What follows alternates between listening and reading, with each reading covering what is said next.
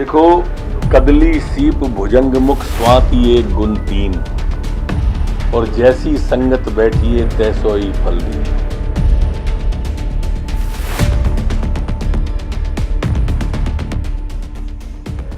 महाराष्ट्र में मची राजनीतिक उठापटक के बीच मध्य प्रदेश के गृह मंत्री नरोत्तम मिश्रा ने बड़ा बयान दिया है। उन्होंने कहा कि हनुमान चालीसा के प्रभाव की वजह से 40 दिन में 40 विधायक उद्धव ठाकरे और एमवीए गठबंधन को छोड़कर चले गए। मिश्रा ने कहा, हमारा देश बदल रहा है। महाराष्ट्र वह राज्य है जहां पहली बार हिंदुत्व के नाम पर कोई सरकार गिरी है। मिश्रा ने संजय राउत को संबोधित करते हुए कहा, आपके विधायक अगवा नहीं भगवा हो गए थे। हनुमान चालीसा का ही प्रभाव है कि 40 दिन में 40 विधायक उद्धव ठाकरे का साथ छोड़कर चले गए। उन्होंने कहा कि कांग्रेस की संगति में जो आता है वो साफ हो जाता है। वह उन्होंने कहा कि महाराष्ट्र की उद्धव सरकार कांग्रेस व एनसीपी की गलत संगति के कारण गिरी है। इतिहास गवाह है, कांग्रेस जिससे जुड़ी वह बर्बाद हो गया। गृह मंत्री मिश्रा ने कहा कि गलत संगति से क्या हश्र होता है यह महाराष्ट्र की घटना बताती है। इस संगति के चलते उद्धव ठाकरे ने सत्ता और शिवसेना दोनों गंवा दी। संगति को लेकर एक दोहा भी पढ़ा।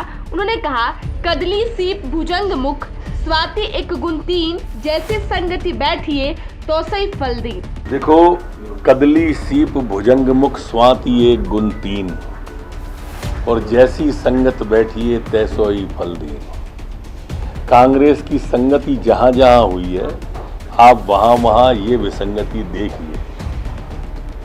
इसीलिए विद्वानों ने कहा है कि अहिफन गए तो बिस बने, कदली गए कपूर, और सीप गए मुक्ता बने, संगत को फलसूद। अखिलेश यादव संपर्क में आए, साफ।